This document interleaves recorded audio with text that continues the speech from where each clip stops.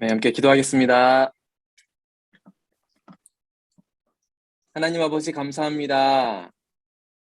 미랄두리 학교 안에서 고등과정 학부모로 또 교사로 또 함께 만날 수 있도록 해 주시니 감사를 드립니다. 이 시간 우리가 함께 학부모 교육으로 함께 합니다. 계속해서 이 배움의 길 가운데에서 우리 사랑하는 미랄 친구들과 함께 또 학부모들이 함께 성장해 나갈 수 있도록 붙잡아 주시니 감사합니다. 이러한 시간들을 통하여서 우리가 기존에 알고 있었던 것들을 더욱더 확장시켜 나아가고 또 몰랐던 것들을 배움으로 인하여서 성장의 계기로 만들어갈 수 있도록 인도하여 주옵소서. 특별히 하나님 아버지 우리 고등과정의 모든 가정마다 하나님의 놀라운 사랑과 은혜가 날마다 넘쳐날 수 있도록 인도하여 주옵소서. 우리 사랑하는 미랄 친구들 자라갈수록 하나님과 사람들에게 더욱더 사랑스러워가게 하여 주옵시며 이 세상을 살아갈 때에 선하고 악한 것이 무엇인지 더욱더 잘 분별해 나갈 수 있도록 분별력 또한 허락하여 주옵소서. 또한 학부모로서 사랑하는 자녀를 어떻게 양육해야 할지를 그때그때마다 하나님께서 알려주시고 하나님께서 알려주시는 그 선하고 바르고 의로운 길을 함께 걸어 나아갈 수 있도록 인도하여 주옵소서. 이 시간을 통하여서 또한 함께 듣고 배우는 것을 우리가 우리의 생활 가운데에서 꼭 실천하며 살아갈 수 있도록 우리에게 또한 용기와 지혜를 허락하여 주옵소서. 모든 시간 가운데 함께해 주실 하나님을 기대하오며 예수님의 이름으로 기도합니다. 아멘. 네, 기도 감사합니다. 두 번째로 저희 교장 선생님께서 공지사항을 말씀해 드리도록 하겠습니다. 네, 부모님 여러분 반갑습니다. 우리 고등 선생님들도 반갑습니다. 공지사항이라기보다는 오늘 고등 학부모 교육에 앞서서 간략하게 제가 느끼는 고등 학부모 교육 오늘 주제에 관련해서 말씀드리고 이어서 우리 고등 선생님들 소개하도록 하겠습니다. 저도 처음 들었을 때 오늘 주제 MD 스콜레와 시민교육, 시민교육이야 많이들 이야기하고 있고 회자돼서 알고 있지만 MD 스콜레 이 얘기 처음 들었을 때 도대체 저게 뭔가 했었거든요. 이제는 여러분들이 좀 아시겠지만 MD는 미랄두레고 스콜레는 스쿨이잖아요. 그래서 사실은 우리말로 써놓으면 미랄두레 학교입니다. 특별할 것이 없는 학교 이름인데요. 저는 우리 학교 안에서 핵심적으로 만들어낸 프로그램 중에 이름을 참 잘 지었다 하는 것 중에 우리 땅 지려발고가 있고요. 그 다음에 고등에서는 이 MD 스콜레가 있지 않나 생각합니다. MD 스콜레는 미랄두레 스쿨 이란 학교 이름이 아니고 고등에서 핵심 또 주력하고 있는 프로그램인데요. 스콜레란 말이 저는 의미가 좋다고 생각합니다. 스콜레는 스쿨이라는 영어 단어지만 원래 스콜레의 어원은 그 레저에서 왔다고 하더라고요. 레저는 여유, 여가, 쉼을 얘기하는데 근데 그것이 어떻게 학교가 됐는지 사실 역사적 배경 뭐 자세히는 모르지만 노동이 아닌 다른 것은 다 여가였으니까 공부하는 것도 지적인 활동도 노동은 아니었다라고 생각할 때 노동이 아닌 모든 활동, 여가 그것으로부터 지적인 요소가 가미돼서 이 스쿨과 스콜레라는 단어가 오지 않았나 하는 생각이 듭니다. 누군가 그 즐거움은 지성적이어야 된다 이렇게 얘기했는데 초등, 중등에게는 조금 버거운 얘기지만 고등은 지성과 즐거움이 좀 이렇게 구분되거나 괴리된 단어는 아닌 것 같습니다. 이 지적인 즐거움 이것을 좀 느끼고 또 몰입하는 시기가 고등이 아닌가 싶고요. 저희 아이들이 MD 스콜레라는 이름으로 4가지 영역에서 열심히 지적인 유희 활동을 했는데 그게 평화 환경, 역사 나눔 이렇게 4가지 주제인데요. 저도 어느샌가 모르게 이 평화 환경, 역사 나눔이라는 말이 미랄두레학교 초등, 중등, 고등을 이렇게 아우르는 단어가 됐다라는 의미에서 고등이 초, 중, 고등에서 이것을 잘 꽃피우는 거 아닌가 하는 생각을 해봅니다. 역사는 짧지만 우리 부모님들이 고등과정의 핵심 주력 MD 스콜레를 통해서 그 4가지 영역을 통해서 미랄두레학교 고등과정이 어떻게 성장하고 있는지 또 어떻게 지적인 즐거움을 맛보고 있는지 한번 잘 들어보시고 아이들이 시민 이 땅의 민주 시민으로 또 세계 시민으로 잘 성장하는 그 길에 우리 선생님들과 함께 응원해 주시기를 다시 한번 부탁드리고 오늘 이 강의를 해주실 황호연 선생님, 또 김소영 선생님, 서광 선생님 이 3분이 고등과정의 MD 스콜레를 아주 잘 실천하고 계시고 또 아주 잘 설명해 주실 거라고 믿고 저도 잘 배우도록 하겠습니다. 부모님들도 의미 있고 좋은 시간 되시기를 진심으로 축복하고 남은 이제 1개월 또 채 남지 않았는데 저희도 마무리 잘 하도록 노력하겠습니다. 우리 부모님들도 건강하시고 또 뵙도록 하겠습니다. 감사합니다. 네, 감사합니다. 네. 네, 교장 선생님 말씀 감사합니다. 이제 그 학부모 교육 이제 본론에 들어가서 지금까지 했었던 학부모 교육을 말씀을 드리겠습니다. 네. 제일 처음에는 진로연구부에서 진로를 가지고 학부모님께 말씀을 드렸고 저희 앞서 했던 11학년부 영성부에서는 코칭과 영성을 가지고 설명을 드렸습니다. 그리고 오늘 10학년 부에서 교무기를 맡고 있는데요. MD 스콜레와 시민교육을 가지고 부모님께 설명을 드리도록 하겠습니다. 발표 순서는 3가지로 발표를 하도록 하겠습니다. 김소영 선생님께서 MD 스콜레를 설명해 드리고요. 황호연 선생님께서 동아리를 설명해 줄 거고 그리고 저는 마지막으로 10학년 아이들이 11학년 올라갈 때 4가지 국어, 수학, 탐구 3가지 파트의 선택 외움을 어떻게 선택했는지 말씀을 드리고 설명을 드리도록 하겠습니다.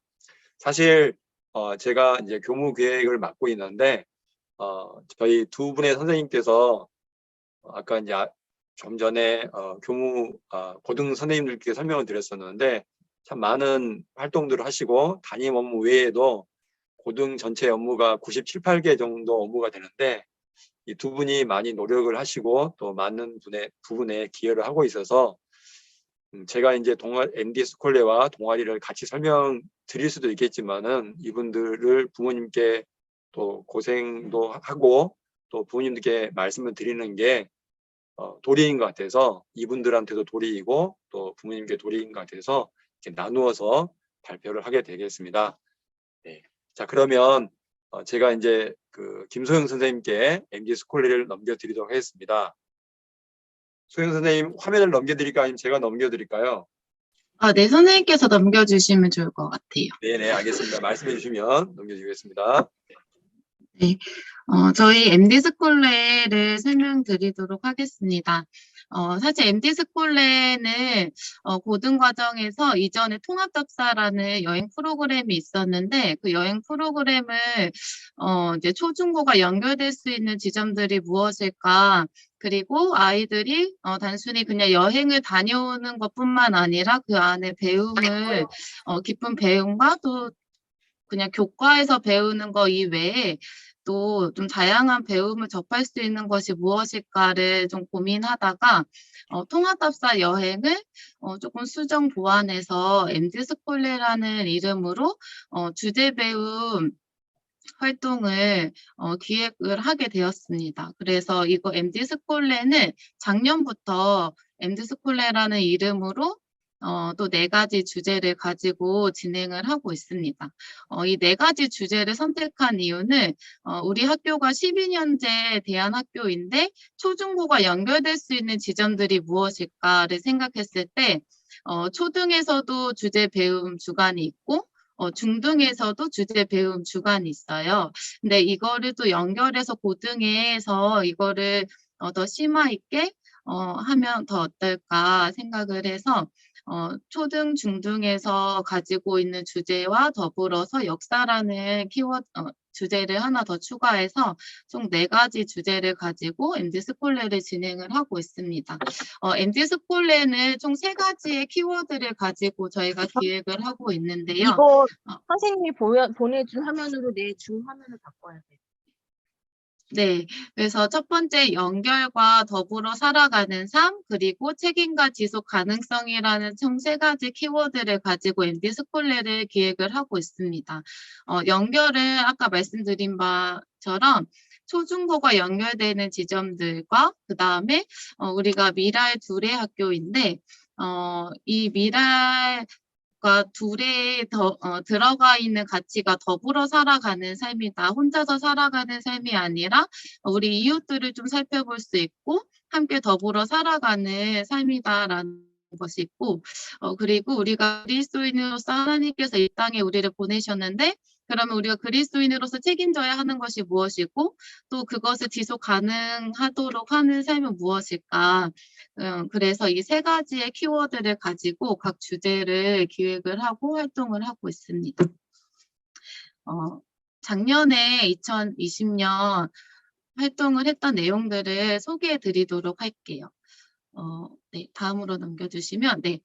작년에는 총 4가지 환경, 나눔, 평화, 역사에서 저희가 그 세부 주제를 세웠습니다. 환경에서는 재활용 쓰레기, 플라스틱, 나눔에서는 다문화, 컴패션, 재능 기부, 평화에서는 세터민, GMZ, 그 다음에 사회적 기업, 그다음에 역사에서는 기독교 순교 역사와 근대화 가정과 양식이라는 이 세부 주제를 가지고 활동을 했었습니다. 네, 전체적인 흐름은 어떻게 진행이 되었냐면요. MD 스콜레는 3사마다 금요일 1, 2교시 시간표 안에 들어가 있는 활동입니다. 그래서 9월 달부터 학생들이 주제를 선택하고 그리고 그 안에 세부 키워드를 만들고 그 다음에 그 각각의 필요한 역량들에 대한 특강을 듣고 주제에 대한 활동들을 계속해서 진행을 합니다.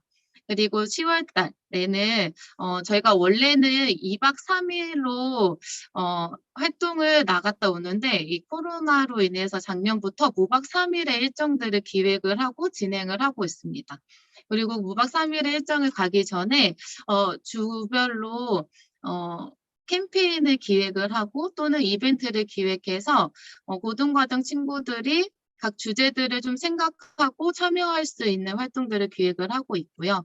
그다음에 무박 3일의 일정을 기획을 하고 다녀온 뒤에는 그동안에 활동했던 내용들을 가지고 사진과 글과 영상을 정리하고 그다음에 내년 1, 2마당 배움 주간을 기획을 합니다. 그리고 그 전에 또 관련된 명사들을 초대해서 우리가 활동을 하고 우리가 찾아봤던 내용 이외에 전문가들의 이야기를 들으면서 우리가 각 주제에 대한 생각들과 배움들을 더 확장시키는 시간들을 가졌고요. 그 다음에 1월 달에 최종 마무리로 온라인 발표회를 진행을 했었습니다.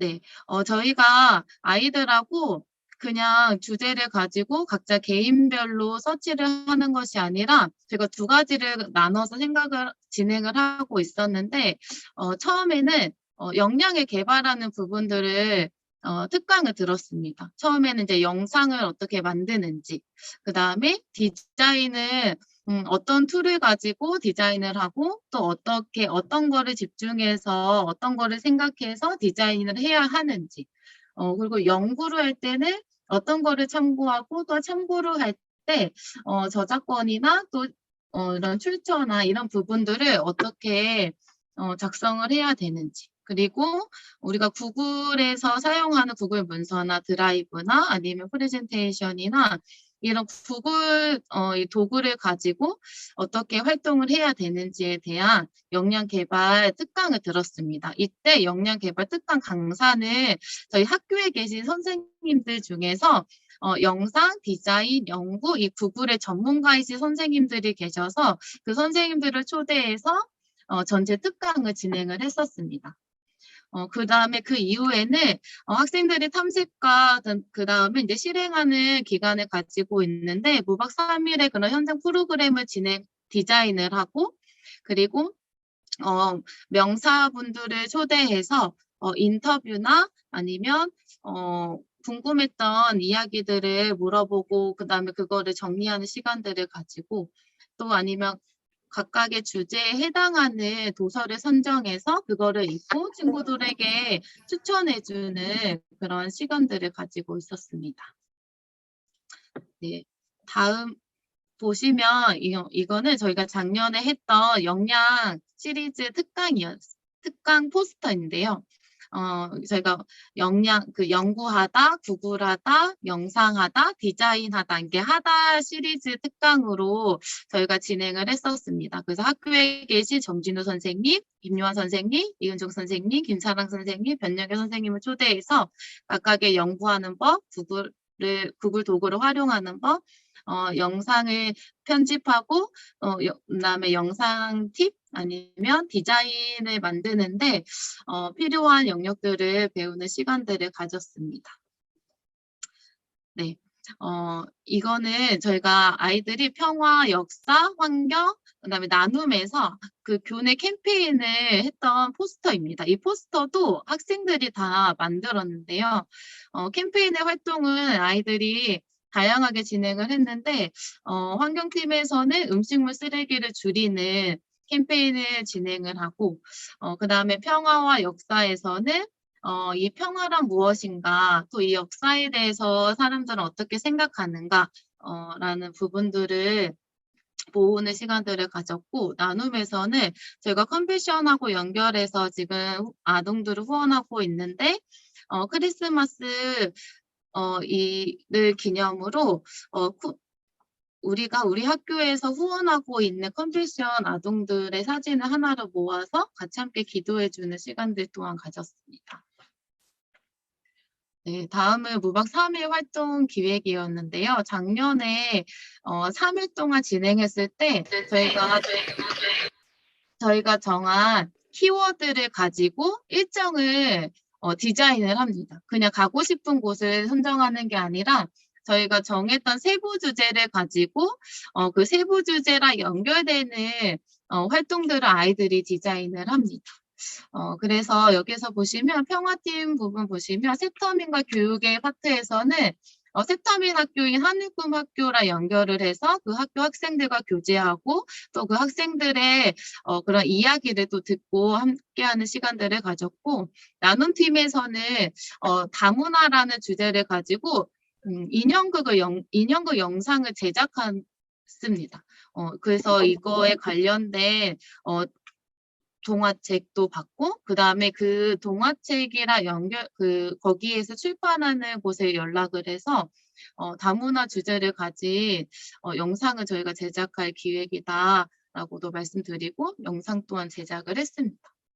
역사팀에서는 기독교 순교 역사라는 이런 키워드를 가지고 관련된 양화진, 그 다음에 절두산 순교 성지 등을 방문하고 그 이후 글쓰기 시간들을 가지고요.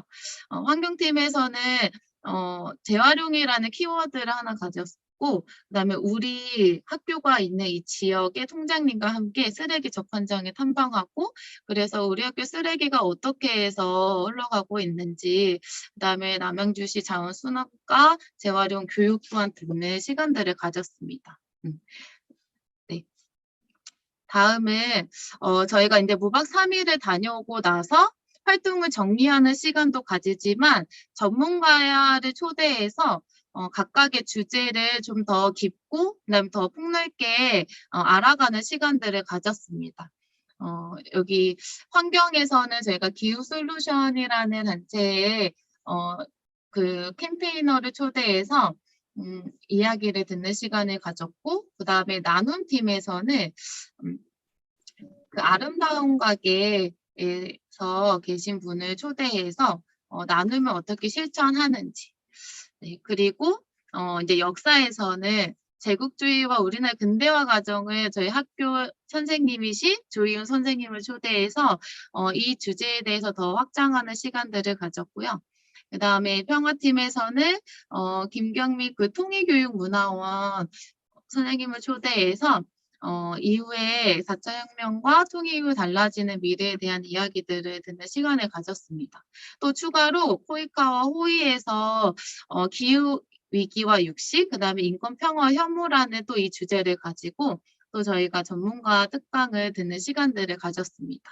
그래서 아이들이 좀 배움을 확장하는 시간들을 가졌고요. 그 다음에 또 환경팀에서는 제가 초중고랑 배움이 연결됐으면 좋겠다라는 부분이 있어서 초등에 가서 그동안 환경팀에서 활동했던 내용들을 초등 아이들에게 가르치는 시간들을 가졌습니다. 그래서 이렇게 해서 고등에서 활동한 내용을 초등에도 이렇게 배움을 흘려보낼 수 있고 공유할 수 있고 나눌 수 있다라는 거.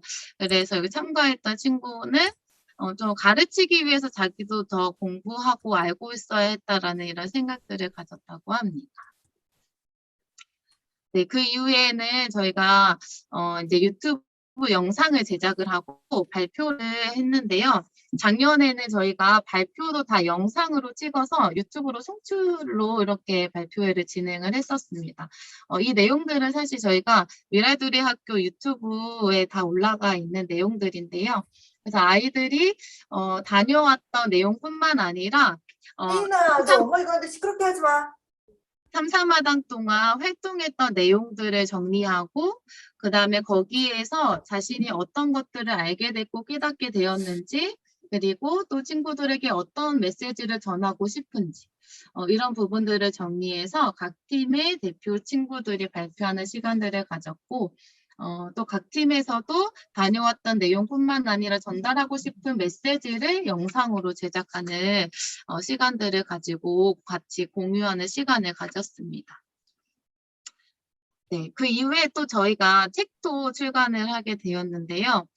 저희가 아이들이 다녀온 이야기들을 가지고 사진하고 아이들의 소감, 그 다음에 우리가 다녀왔던 그 내용들을 다 모아서 MD 스쿨레라는 책으로 출판을 했습니다. 근데 이거는 제가 뭐 크게 출판한 건 아니고 북크크라는 그런 개인으로 출판을 할 수 있는 곳이 있어서 이곳에서 작년에 했던 내용들을 다 모아서 책으로 출간하는 시간을 가졌습니다.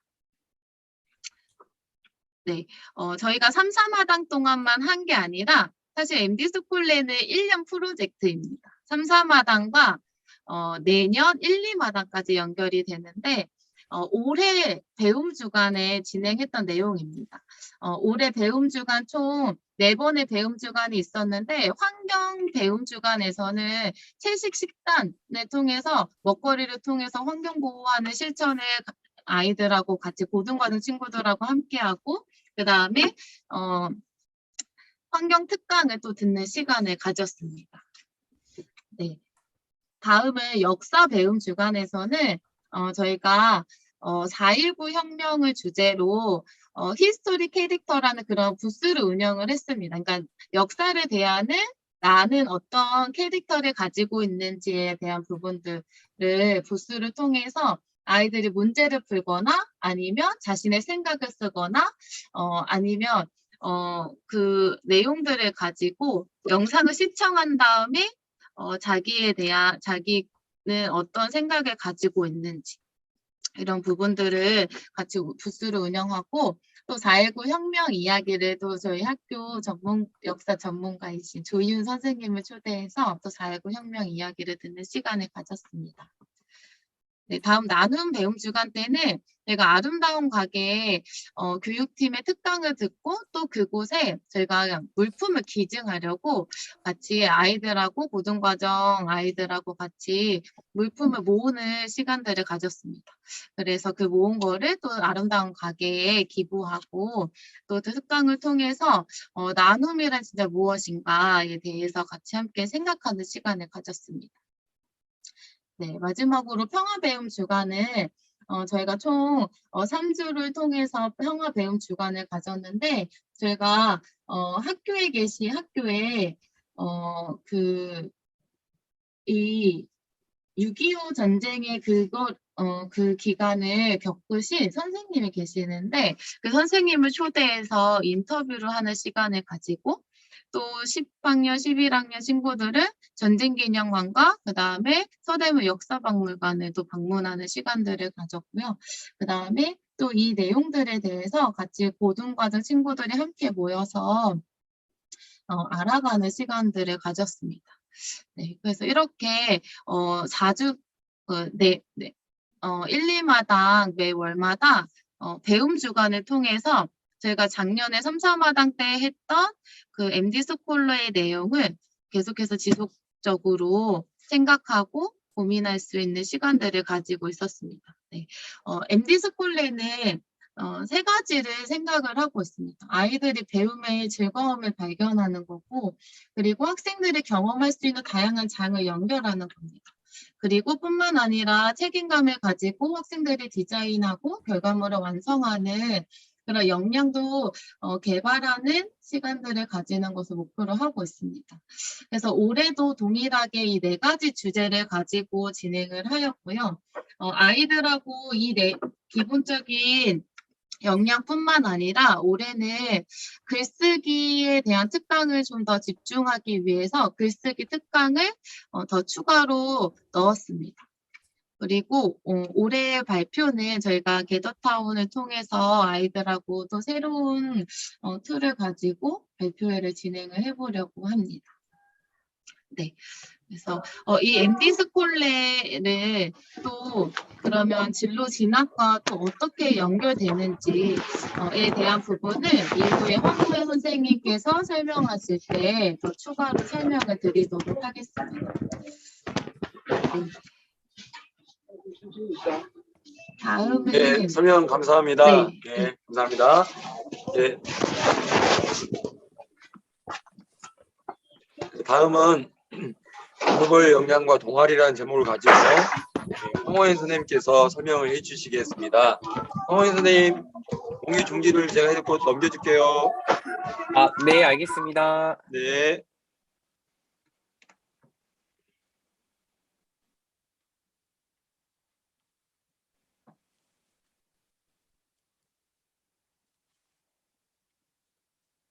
제가 공유하도록 하겠습니다.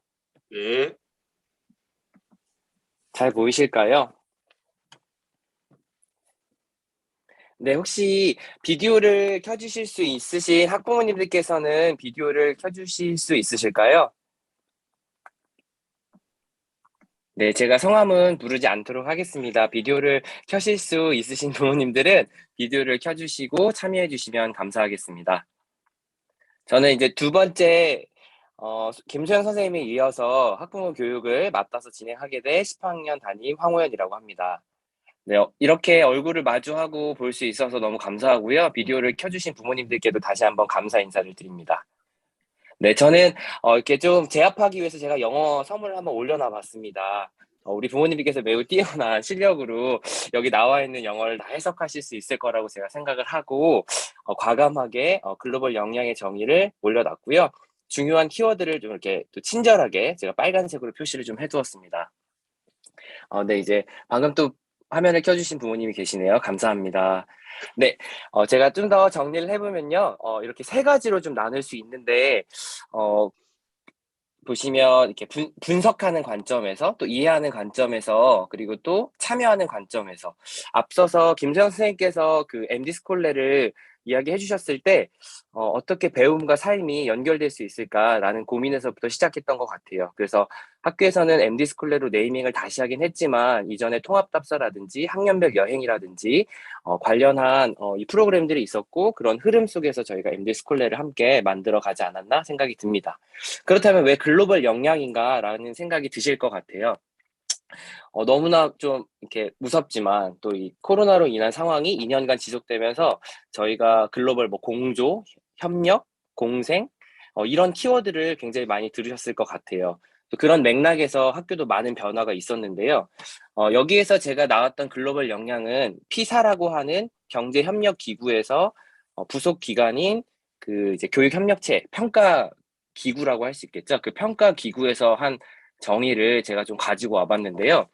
좀 더 정리해서 보여드리면 지식 및 이해, 아까 제가 빨간색으로 좀 표시했었죠. 기술, 태도 이 네 가지를 가지고 이 역량에 대한 내용을 구성했고요. 그 위에 이제 가치라는 내용이 나와 있는데 여기서 이제 지식 및 이해라고 하는 영역은 아마 많은 학부모님들도 학창 시절에 혹은 저희 많은 이 학계에서도 늘 강조했었던 영역 중에 하나이고요. 기술과 태도 그리고 가치는 사실은 강조하기는 했으나 이 메인에 서지 못했던 내용들입니다. 이 지식 및 이해가 4분의 1 정도 차지하는 걸 아실 수 있으실 거예요. 그래서 기술, 태도, 가치에 대한 내용이 이렇게 나와 있는데 여기에는 기술은 참 여기 문장을 잘 보시면 기술은 목표 달성을 위한 인지적 기술로서의 사고력 또는 복합적이고 체계적인 경영을 수행하는 능력. 아마 MD 스콜레에서 역량 중심의 어떤 이 저희가 교육 과정을 구성했을 때 역량 특권과 좀 연결된다고 볼 수 있어요. 그래서 예를 들어 사진을 잘 찍는 친구 혹은 영상을 잘 만드는 친구 그리고 뭐 홈페이지나 인터넷을 굉장히 잘하는 친구들, 활용하는 능력이 좋은 친구들, 또한 글을 잘 쓰는 친구들 또한 저희가 결과물을 내는 데 있어서 그 내용들을 구체적으로 알려주고 또 어떻게 활용하는지 또 어떻게 결과물을 낼 수 있는지 선생님들이 도움의 역할을 좀 했었던 것 같아요.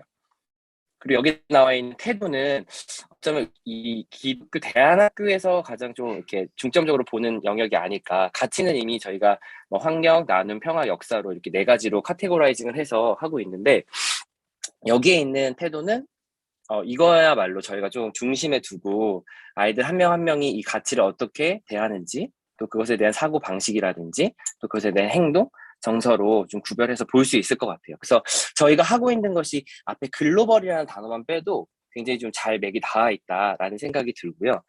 중등에서는 그 몽골에 대한 굉장히 이 비중이 굉장히 크잖아요. 또 아이들이 그 몽골 배움을 통해서 받는 영향도 굉장히 크고 그것이 굉장히 상징적인 어떤 성장의 한 통로인데 그렇다면 고등에서는 어떤 역할을 우리가 제시할 수 있을까 또 제공할 수 있을까라는 좀 그런 물음표와 연결이 제 안에 좀 질문이 있었고요. 그래서 그런 맥락에서 제가 글로벌 역량과 그리고 동아리를 좀 가지고 왔습니다. 이것은 이제 피사라고 하는 그 평가 기구, 이제 OECD 산하에 있는 평가 기구에서 그동안 2000년에 처음 시작이 되었고요. 한국이 아무래도 읽기, 수학, 과학 분야에서 두드러진 성적과 또 탑5 안에 늘 드는 순위권 안에 들었기 때문에 많은 학자들이나 또 교육 관계자, 이해 관계자분들이 이것들을 인용해서 논문을 쓰거나 또 관련해서 교육 정책을 발표하기도 했었던 것 같아요. 그래서 매년 3년마다 올림픽처럼 3년마다 이런 평가를 실시했고요. 작년 한 해는 그 코로나로 인해서 이제 1년이 연기되었긴 했지만 그 혁신적 영역에 저희가 좀 집중해서 보면 기존에 저희가 전통적인 영역이라고 할 수 있는 읽기, 수학, 과학은 기본적으로 강조가 되지만 그 영역에 추가적으로 2003년에 처음 문제 해결력이라고 하는 영역이 들어왔고 2012년과 15년 그리고 이제 18년에 이제 혁신적 영역이라고 되어 있는데 이게 사실 원문에는 글로벌 컴페턴스라고 해가지고 글로벌 영역이라고 되어 있는 파트예요. 그래서 2018년에 처음으로 이런 평가가 됐는데 이것은 사실 코로나 이전에 이미 시행이 됐고 또 이 평가를 이루기 위해서 많은 또 관련 전문가들이 함께 모여서 이 평가에 대한 영역을 좀 세분화했던 것 같습니다. 그래서 제가 이 부분을 좀 차용해서 좀 가지고 와봤고요. 대상은 중3에서 고1이에요. 그래서 사실은 지금 현재 뭐 우리나라의 중3 그리고 또 고1 아이들이 여기에 좀 해당되기도 하는데요. 아무래도 기본적인 소양을 갖춘 학년을 고르다 보니 중3과 고1이 그 대상이 되지 않았나 생각합니다. 글로벌 액션 동아리는 세계 시민 교육을 바탕으로 하고 있습니다. 저는 사실 과학교사이기 때문에 제가 어떤 사회교과나 영어교과의 바탕을 많이 두고 있는 일반 그 학교에서 세계시민교육이라는 한 컨텐츠는 어쩌면 저와 적합하지 않을 수도 있을 것 같아요. 근데 그럼에도 불구하고 제가 이런 교육을 할 수 있었던 배경에는 제가 뭐 걸어왔던 그 교육의 여정도 물론 있었겠지만 제가 이 시대에 좀 이런 유연성을 가지고 있는 사람이 아니었을까라는 생각을 해봤어요. 그래서 저도 지난주에 강의를 하나 들었는데 거기에서 창의적인 사람이라고 하면서 굉장히 그런 이 스펙트럼이 넓은 그 영역을 한번 이야기해 주시면서 저는 이과적 소양과 문과적 소양에 대한 그 어떤 이 분배가 제 안에 좀 있지 않았을까라는 생각이 들면서 이것이 제가 또 가르칠 수 있는 하나의 카테고리가 될 수 있겠다라는 생각이 좀 들었고요. 두 번째는 이제 앞서서 소영 선생님께서 말씀하셨지만 저희가 그 MD 스콜레라고 하는 것이 어떤 한 학기와 한 2학점짜리 프로그램이 아니라 또 1학기와도 연결될 수 있는 첫째, 둘째와도 연결될 수 있는 배움 주간과 연계해서 아이들이 단순히 이렇게 한 학기로서 마무리하는 것이 아니라 연간 활동으로 이것들을 이어서 하고 있다는 내용들을 좀 말씀드리고 싶었고 또 세계시민 교육 또한 1차시 수업이거든요. 그래서 10학년 아이들이 이 수업을 듣고 또 2학기에는 실제로 적용해 볼 수 있는 그 장을 저희가 마련하고 있지 않나 생각이 듭니다. 두 번째는 사실 제가 먼저 유네스코 아시아 태평양 국제교육원 사실은 36분의 초중고 교사들이 모여 있고요. 저만 좀 출신 성분이 특이하죠. 그래서 제가 담당자에게 연락을 취해서 왜 저를 선발했냐라고 물었더니 제가 이제 이 선발서에 저희 학교가 하는 프로그램들을 좀 썼더니 그 프로그램이 너무 궁금하고 또 그 프로그램에 대해서 좀 알고 싶고 또 선생님이 어떤 활동을 할 수 있을지 궁금해서 뽑으셨다고 하더라고요. 제가 11월 그 가을 방학 때 여기를 직접 방문해가지고 담당자 분하고 한 2~3시간 정도를 이야기를 하면서 또 우리 아이들하고 어떤 부분을 연결할 수 있을까라는 생각이 들었어요. 그래서 교사의 성장이 곧 아이들의 전 성장이라고 믿고 또 교사의 개혁이 또 교육의 개혁이라고 믿고 있기 때문에 또 그 교육의 개혁은 교사가 주체이자 또 교사가 대상이 될 수 있다고 저는 보거든요. 그래서 저 역시도 이런 배움을 통해서 또 아이들이 할 수 있는 프로그램을 여는 것이 굉장히 중요하다라는 생각이 좀 들었습니다. 그래서 실제로 우리 아이들이 일본 고등학교와 연계를 해서 프로그램을 진행했고요. 물론 매우 걸음마 단계이지만 아이들에게 있어서 만족도는 가장 높지 않았나라는 생각이 좀 들었습니다. 세 번째는 저희가 이제 코이카라고 하는 국제개발협력의 주체 기관이죠. 저희 국가에서 가장 큰 기관이기도 한 이 기관과 연계한 호이라고 하는 교육 NGO와 저희가 동아리 활동을 같이 연계했어요. 아무래도 주체 기관이 이렇게 뒤에서 백그라운드에 저희 배경이 되었으면 아무래도 교육을 진행하는 교사로서는 좀 부담이 덜할 뿐더러 양질의 좀 컨텐츠를 좀 제공할 수 있지 않을까 하는 마음에 제가 아이들하고 연계를 좀 해봤는데요. 그 활동들을 제가 좀 공유해 보겠습니다. 여기는 저희가 일단 일본 학교 아이들하고 같이 교류를 했을 때 사진이고요. 이 사진은 11월 11일 목요일 날 오후 3시 40분에 이제 참여해서 45분 동안 같이 줌 수업을 했고요. 이 수업 이전에는 아이들이 구글 클래스룸을 통해서 한 교실로 운영이 됐고 또 그 안에서 6가지 미션을 같이 하면서 이미 상당 기간은 조금 이렇게 교류가 진행된 상황이었어요. 그래서 편지도 주고받고 실제로 여자아이들은 머리에 핀을 하고 있는데 저게 이제 일본 친구들이 선물해준 내용이었고 여기 일본 선생님 오른쪽에 계신 선생님은 영어 교과 선생님이시기도 하고 기본적인 소통은 저희가 영어로 하되 또 일본어를 좋아하는 친구가 있었어요. 그래서 그 친구를 통해서는 일본어로 소통을 하기도 하고 또 영어로 인사를 하기도 하고 저는 생각보다 영어를 굉장히 아이들이 잘한다고 해서 이 프로그램을 잘한다고 생각하지 않았고요. 아이들의 태도가 되게 중요하다고 생각했어요. 그래서 그 마음을 가지고 아이들이 뭐 구글 번역도 사용해보고 또 이렇게 문자를 인식하는 구글 레터를 활용하면서 소통하기 위해서 애쓰는 모습에 저는 더 주안점을 좀 뒀던 것 같아요. 그래서 아이들하고 그런 소통을 하면서 저희가 기본적으로 글로벌 액션이잖아요. 그래서 환경이라고 하는 주제를 통해서 우리가 어떻게 소통하고 하나의 액션을 취할 수 있을까 고민을 하다가 그 동아리 활동에서 만들었던 대나무 칫솔을 선물했었어요. 그래서 편지와 함께 대나무 칫솔 그리고 비건 라면이라고 하는 걸 선물했고 사실 이 아이들이 할 수도 있고 안 할 수도 있겠다라는 생각이 들었거든요. 또 일본에서 또 중요시하는 그런 문화적인 배경이 있다 보니까 자기들의 이런 얼굴을 좀 드러내고 또 사진을 좀 찍어야 되는 인증샷에 대해서 좀 거부 반응이 있으면 어떡하지? 라는 좀 불안감이 제 안에 있었는데 또 요 줌 화면에 나와 있는 것처럼 저희가 회의를 할 때 그거를 요청드렸어요. 우리가 보낸 선물을 통해서 우린 이렇게 인증샷을 만들었는데 너희들도 한번 참여해 볼래?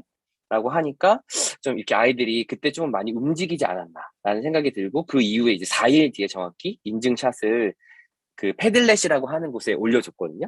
그래서 아이들도 이 사진을 보면서 우리가 보낸 게 실제로 그 아이들과 함께 액션으로 연결됐구나라는 생각을 했었던 것 같아요. 그래서 여기 계신 선생님도 이렇게 참여를 하신 모습을 볼 수 있습니다. 실제로 줌에 참여했던 애들이 이렇게 또 있기도 하고요. 이 친구 남자친구 같은 경우에는 맨 오른쪽에 있는 일본 요 남자아이는요. 영상도 찍어서 업로드를 했거든요. 근데 제가 아이들한테도 늘 이야기하는 게 있어요. 얘들아, 모든 자료와 모든 활동 내용이 학교 홈페이지에 있어. 그래서 실제로 학교 홈페이지에 올릴 수 없는 영상들은 제가 링크를 통해서 걸어놨고 부모님들께서도 아마 제가 여러 번 홍보를 하고 또 안내를 드렸기 때문에 홈페이지에 다음과 같은 자료가 있다는 사실을 잘 알고 계실 거라 믿습니다. 자, 그리고 나서 아이들이 이렇게 이 11일에 참 많은 활동을 했었는데요. 이게 MD스콜레가 저희가 있기 때문에 다른 학교가 할 수 없는 것 같습니다. 제가 굳이 이 활동들을 넣어놨던 건 제가 사실 서울시교육청 그 초중고 교사 대상으로 연수를 여러 차례 다녀왔거든요. 또 이런 활동들이 어떤 게 있는지 궁금해하신 학습 연구년에 해당하는 교사들을 대상으로 교사 그 워크숍을 진행하기도 하고 또 지방교육청에서 이런 활동들에 대해서 또 되게 궁금해하는데 저는 사실 뭐 특별한 것이 아니라 저희 학교에서 하는 내용들을 가지고 그 현장에 계신 선생님들을 또 만나거든요. 또 같은 생각과 같은 결을 가졌기 때문에 그 연수에 참여하셨다고 믿고 또 그런 활동들을 많은 쉐어링을 통해서 선생님들에게 자료를 무한히 나눠드리고 있어요. 근데 제가 아이들을 만나면서 현장에서 아이들을 만나면서 느낀 건 우리 아이들이 우리 학교가 되게 안전하다고 생각하는 것 같아요. 그래서 본인들이 그 껍질 안에 있고 본인들이 하는 활동이 외부에서도 먹힐까? 혹은 외부에서도 내가 하는 활동들을 의미 있다고 생각할까? 라고 고민하는 친구들이 좀 꽤 많았고 그래서 제가 대학생들을 만나서 멘토링을 할 때나 또 교사들을 만나서 연수를 진행할 때나 또 다른 학교의 학생들의 활동을 지도할 때도 마찬가지지만 우리 학교의 퀄리티가 꽤 괜찮다. 사실은 제가 지난 토요일에도 저희 학교의 대표 학생이 이 동아리 활동을 발표하는 시간이 있었습니다. 10시부터 12시 반까지 2시간 30분 동안 진행됐었는데요. 그 활동에서도 우리 아이들이 발표하고 나서 다른 학교 선생님들의 피드백 혹은 그 평가하기 위해 들어오셨던 선생님들의 피드백이 굉장히 좋았죠. 사실은 그런 우수성을 내부에서는 잘 모르고 있다라는 생각이 늘 들었던 것 같아요. 그래서 우리 학교 학생들뿐만 아니라 학부모님들도 우리 아이들이 하고 있는 것들이 수학 100점만큼이나 정말 사실 대단한 활동이라고 저는 보고 있거든요. 그래서 그런 활동에 대해서 좀 더 공감대를 확산하고 또 그런 이해를 좀 넓히고 싶은 마음에 제가 이런 사진들을 조금 넣었던 것 같아요. 탄소 중립은 현재 환경교육에서 굉장히 힙한 주제이기도 하고요. 또 아이들도 이 개념을 올 한 해 잘 익히면서 이 보드게임을 같이 만들어 봤어요. 보드게임을 새로 창작하는 일은 매우 어렵지만 기존에 있었던 보드게임을 조금 변형해서 아이들이 쉽게 환경에 대한 주제를 배우기 위해서 이런 내용들을 만들었고 그런 내용들을 만들기 위해서 실제로 여기 나와 있는 기후변화 융합전공 대학생 멘토와 함께 이 프로그램을 진행하기도 했습니다. 이런 프로그램들이 가능할 수 있었던 건 우리 학교이기 때문이라고 저는 보고 있고요. 다른 학교에도 똑같이 이렇게 동아리 활동을 할 수 있도록 멘토링이 주어졌지만 실제로 현장에서 만나서 아이들이 이런 배움을 연결할 수 있는 건 쉽지 않았어요. 더군다나 올해는 감사하진 않지만 어쨌든 저희가 코로나였지만 11월 달에는 위드 코로나로 전환이 되면서 저희가 이런 활동들을 할 수 있었고 또 그런 프로그램에 있어서 굉장히 저희가 유연하기 때문에 저희가 이런 것들을 즉각적으로 학사 일정에 반영해서 진행할 수 있었던 것 같습니다. 자, 이후에는 저희가 뭐 단순히 활동하고 뭐 재미있는 프로그램을 하는 것은 아닙니다. 정확히 학습 목표와 또 관련된 컨텐츠는 이론적인 내용, 앞에서 말씀드렸듯이 지식 및 이해를 베이스로 아이들에게 그런 컨텐츠를 제공하고 있고요. 또 부모님들에게 많은 키워드가 되실 수도 있을 것 같아요. 이런 프로그램들이 정말 도움이 되나요? 사실 진로 진학을 사실 빼더라도요. 정말 큰 도움이 된다고 말씀드리고 싶어요. 그래서 제가 만났던 대학생 멘토도 그렇고 현장에서 만난 선생님들 또 교육 연수를 통해서 뵀던 많은 분들에게도 이 프로그램이 얼마나 의미 있는지를 제가 늘 역설하면서 그 선생님들이 이게 학교 현장에서 가능하냐 역설적으로 질문을 다시 주기도 하는데요. 이건 실제로 올 한 해 저희가 그 수시를 썼던 친구의 제가 그냥 문장을 그대로 가져왔거든요.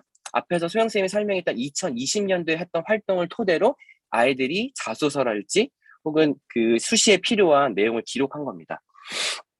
그래서 보시면 물론 뭐 전공은 한정되어 있는 건 분명히 하지만 그래도 아이들에게 이런 전공을 통해서 분명히 진로 진학과 연결될 수 있는 시사점이 있을 거라고 생각이 듭니다.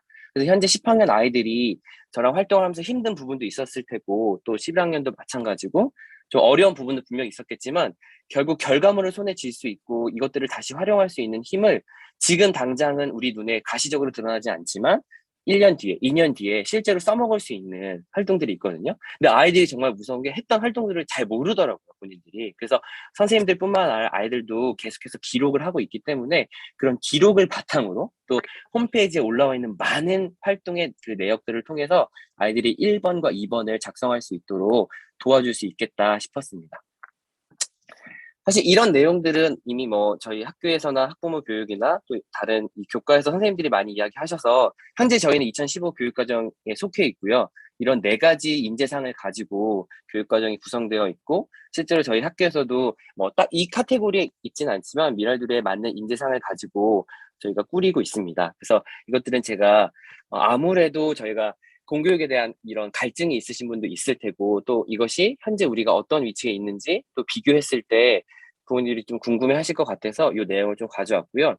또 신기하게도 2020년에 여기에 보시면 국가에서 또 국민 참여형이라고 하는 그리고 개별성과 다양성을 중시 여기는 이 핵심적인 내용에서도 생태 전환 교육, 민주 시민 교육 또 많은 것들이 온라인으로 전환했던 그 2년간의 활동을 보시더라도 디지털 기반 교육은 계속해서 핵심 교육과정 안에 교육과정의 핵심으로 남아 있다는 사실을 다시 한번 말씀드리면서 또 저희가 이제 이어서 서강 선생님께서 또 이제 선택 과정에 관련된 내용들을 또 소개해 주시겠지만 부모님들께서도 이런 내용들을 기반하여서 학교의 교육 과정이 어떻게 운영되는지 또 그것들이 또 우리 아이들에게 어떻게 실질적으로 도움이 되는지 그것이 단지 2년, 3년 내에 어떤 결과물뿐만 아니라 이 아이의 5년, 10년에도 저는 영향을 줄 수 있는 그런 교육 과정이라 생각하고요. 관심 가져주시고 또 그런 부분에 대해서 질문이나 내용들을 저에게 주시면 제가 언제든지 답변 드리도록 하겠습니다. 이어서 발표자를 또 서강 선생님께 전달 드리고 저는 발표를 마치도록 하겠습니다. 감사합니다. 네, 감사합니다. 네, 제 발표하기 전에 제 이 발표 끝난 다음에 교감 선생님께서 마침 기도를 하시고요. 그다음에 중등과 초등도 마찬가지였는데요. 올해 한 해 학부모님들한테 정기 설문을 받습니다. 그거에 대한 안내사항을 연구소에서 안내를 할 것입니다. 시간은 얼마 걸리지 않을 텐데요. 정해진 시간 내에 다 마치도록 하겠습니다. 지금 이제 설명드릴 것은 10학년 친구들이 학생들이 11학년 올라갈 때 국어, 수학, 탐구에는 사회와 과학 탐구가 있는데 올해 수능을 봤던 학생들로서부터 사회와 과학을 묶어서 2과목을 선택을 할 수가 있습니다. 그래서 해년마다 10학년에서 11학년 올라갈 때 이런 조사를 하고 다른 요인들과 함께 반편성을 하는데요. 물론 이것만으로 반편성 하지는 물론 않습니다. 그래서 그 내용을 좀 설명을 드리겠습니다.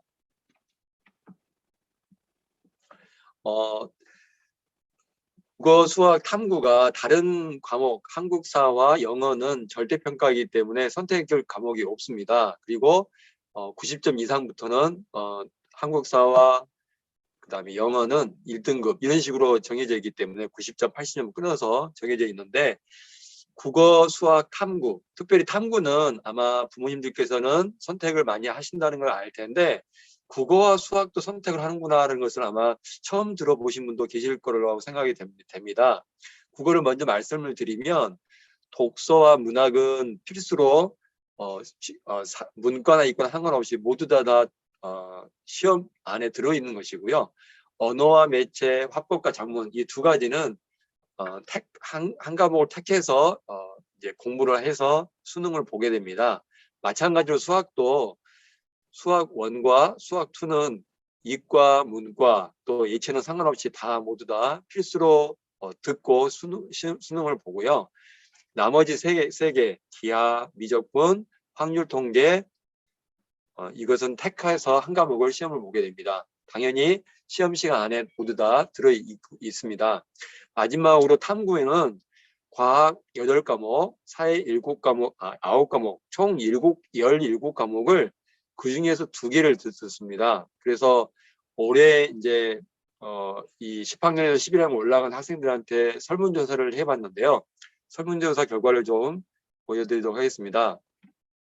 설문조사는 1대 배움마당 시작하면서 우리 김소영 선생님과 황원 선생님 도움을 받아서 아이들로부터 설문조사를 결과를 받았고요. 이 내용은 국어 수학 선생님 또 탐구 선생님들한테 다 공지를 해드렸습니다. 하지만 이게 확정이 아니고요.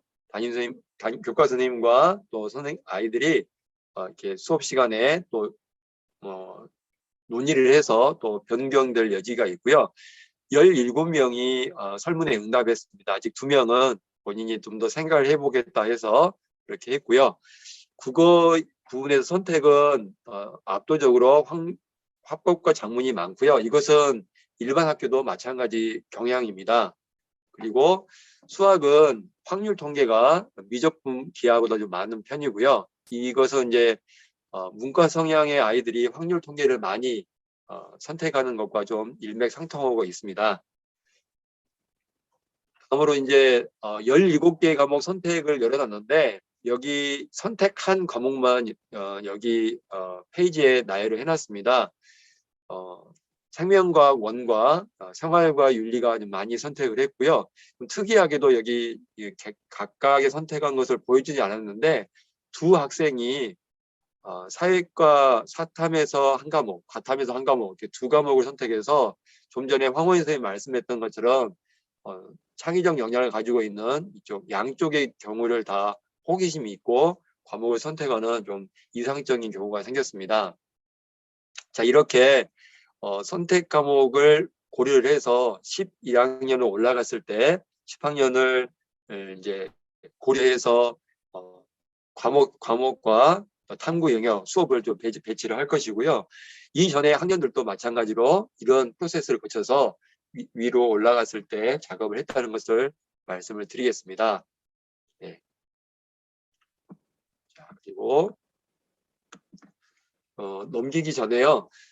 좀 전에 두 선생님께서 설명을 하시기 전에 제가 소개해 드릴 때 두 선생님만 고생을 하는 것처럼 표현을 해서 조금 오해가 있을 것 같아서 사실은 두 선생님이 계획하고 진행을 했지만 고등 선생님 전체가 다 이거 같이 작업을 한 것이기 때문에 그 부분에 좀 부모님께 다시 한번 풀어서 설명을 드리겠습니다. 네. 아마 이제 새 영역에 대해서 10학년 교무기획에서 하는 굵직한 핵심적인 것에 말씀을 드렸고요. 궁금한 것이 좀 있을 거로 생각이 되는데 따로 선생님들 통해서 이렇게 받도록 하겠습니다. 이어서 시간이 또 있기 때문에 교감 선생님께서 마침 기도한 다음에 여기 지금 들어와 있는 연구소의 김요한 선생님께서 설문을 진행하도록 하겠습니다. 네. 자, 그러면 교감 선생님께서 마침 기도하고 연구소에 설문조사 진행을 하도록 하겠습니다. 네, 감사합니다. 우리 잠깐 기도하고 우리 마무리하고요. 연구소에서 설문조사 안내 잠깐 하도록 하겠습니다. 함께 기도하겠습니다. 하나님 감사합니다. 또 귀한 삶을 우리에게 허락하시고 특별히 자라나는 아이들과 하나님의 길을, 하나님의 뜻을 가르치고 배울 수 있는 그런 귀한 시간들을 더하셨음을 감사드립니다. 우리가 가는 이 길이 하나님께서 원하시는 귀한 길 될 수 있도록 하나님 늘 지혜로 함께 하시기를 원하옵고 또 아이들이 이 땅 가운데서 하나님 나라를 확장하고 하나님 뜻이 이루어질 수 있도록 하는 그런 하나님 힘과 용기와 또 지혜를 길러가는 귀한 시간들이 될 수 있기를 원합니다.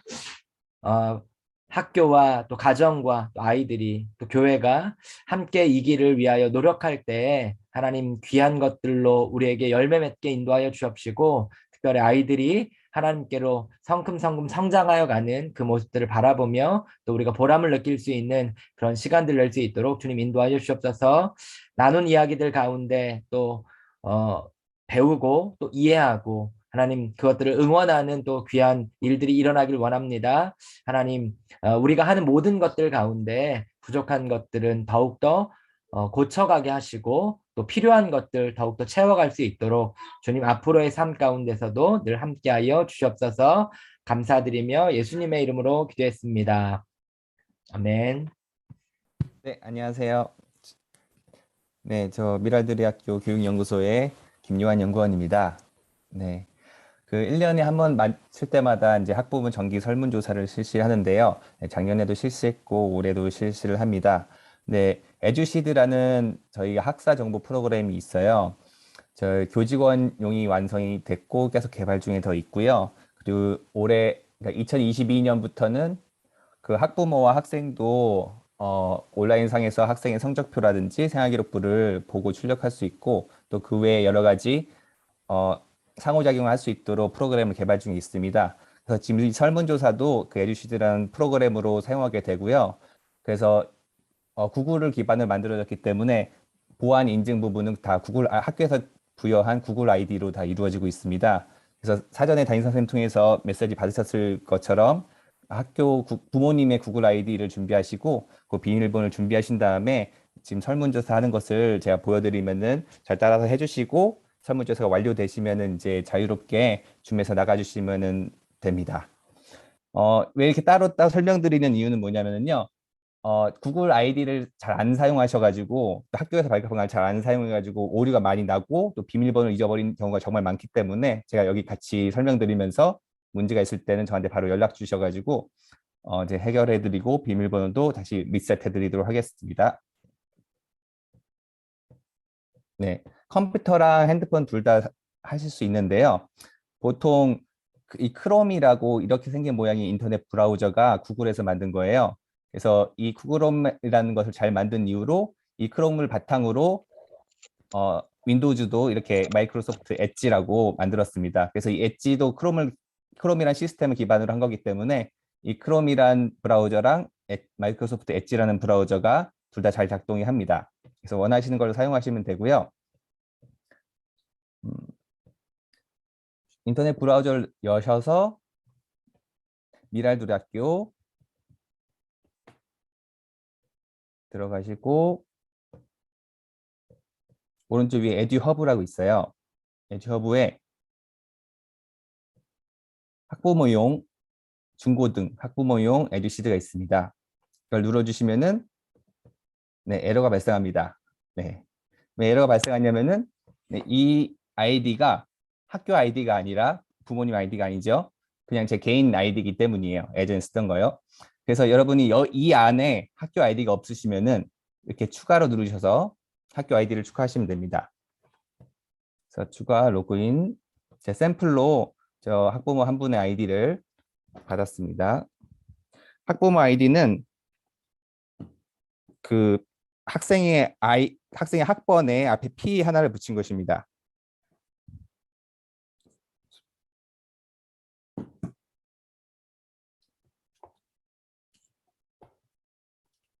그리고 미랄두레닷컴으로 끝나죠. 그리고 처음 받으실 때 기본적인 암호는 미랄두레 또는 미랄두레 11이라는 암호로 지정이 되고요. 새 프로필을 시작하시고 사용하신 다음에 여기 보시면은 이렇게 학부모 이름이 나와 있는 부모 아이디로 로그인 돼 있습니다. 이 상태에서 미랄두레 학교 홈페이지 가셔서 에듀허브에 에듀시드, 중고등 에듀시드 학부모용입니다. 누르시면은 네, 다음과 같이 에듀시드가 뜹니다. 앞으로 여기 계속 업데이트가 될 예정인데요. 제일 처음 쓰는 것은 정기 설문조사입니다.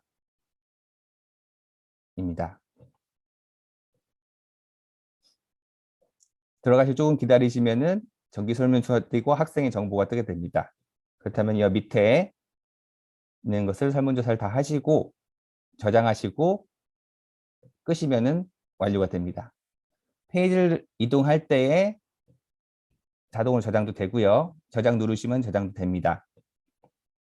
그리고 이것들이 매년 꾸준히 같은 설문조사를 해서 그 학부모, 그 교직원, 학생 설문조사를 해가지고 이를 바탕으로 저희 학교 경영과 교육 경영을 더 효과적으로 하기 위해서 설문조사를 하고 있으니까 성심성의껏 답변 부탁드리고요. 실제로 작년에도 한 설문조사 결과로 저희가 운동시설 부분에서 가장 많이 부족하고 가장 만족도가 낮다는 것이 나와서 이번에도 특별히 푸른초장 프로젝트도 그렇고 이런 부분에서 더 많이 신경 쓰고 정책을 세우고 있습니다. 그리고 여기에 나오는 것은 이제 부모님 아이디와 함께 기록이 되지만 여기에 담임선생님에게 쓰는 내용 같은 것은 다 무기명으로 결과만 전달됩니다. 자, 이제 설명은 여기까지 끝났고요. 제가 그 채팅창에 제 전화번호를 남길 테니 비밀번호를 리셋하거나 아니면 리셋이 필요하거나 아니면은 기타 여러 가지 문제가 있을 때는 제 핸드폰 번호로 문자를 보내주시는 순서대로 한 명씩 처리해 드리도록 하겠습니다. 네, 설문해 주시기 바랍니다.